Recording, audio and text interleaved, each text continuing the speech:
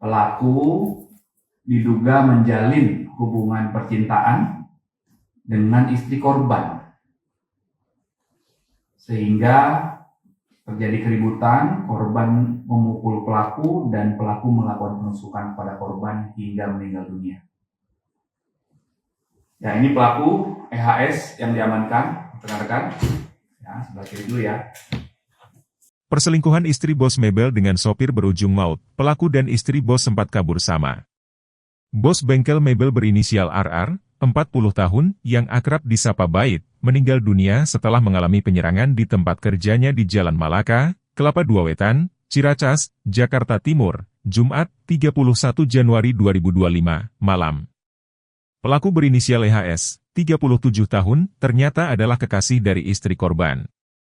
Peristiwa ini terungkap setelah anak korban berteriak meminta pertolongan.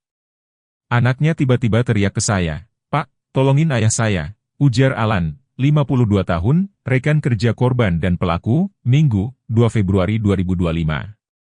Mendengar teriakan tersebut, Alan segera menuju ke belakang bengkel dan menemukan RR dalam kondisi terluka parah. Bersama rekan-rekan lainnya, Alan bergegas membawa RR ke RSUD Ciracas. Sayangnya, nyawa RR tidak tertolong saat dalam perjalanan.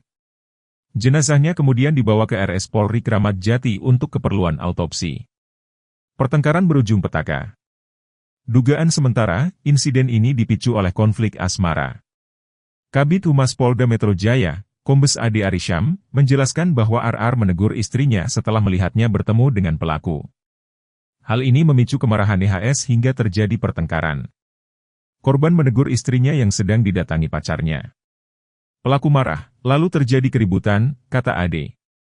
Dalam kondisi emosi, pelaku mendorong RR hingga terjatuh, kemudian menyerangnya dengan pisau di bagian ulu hati, kepala, dan tangan. Anak korban yang berusia 13 tahun berusaha melindungi ayahnya, namun ikut terluka akibat terkena pisau pelaku. Pelaku dan istri korban melarikan diri. Setelah kejadian, pelaku dan istri korban segera meninggalkan lokasi. Alan sempat melihat mereka bergegas keluar dari bengkel sambil membawa barang-barang pribadi. Mereka kabur lewat pintu depan. Saya sudah berusaha mengejar, tapi fokus utama saya saat itu adalah menolong korban, ungkap Alan. Pelaku dan istri korban diketahui berjalan kaki saat melarikan diri. Beberapa warga sempat melihat mereka di sekitar lokasi sebelum akhirnya menghilang. Pelarian berakhir di Bandung. Setelah dilakukan pencarian, EHS akhirnya ditangkap di sebuah stasiun di Bandung. Sementara itu, istri korban masih dalam pengejaran pihak kepolisian. Tersangka sempat berpindah-pindah tempat untuk menghindari kejaran. Namun, tim Polda Metro Jaya akhirnya berhasil menangkapnya di Bandung, ujar Kapolres Jakarta Timur, Kombes Pol Nicholas Ari Lilipali.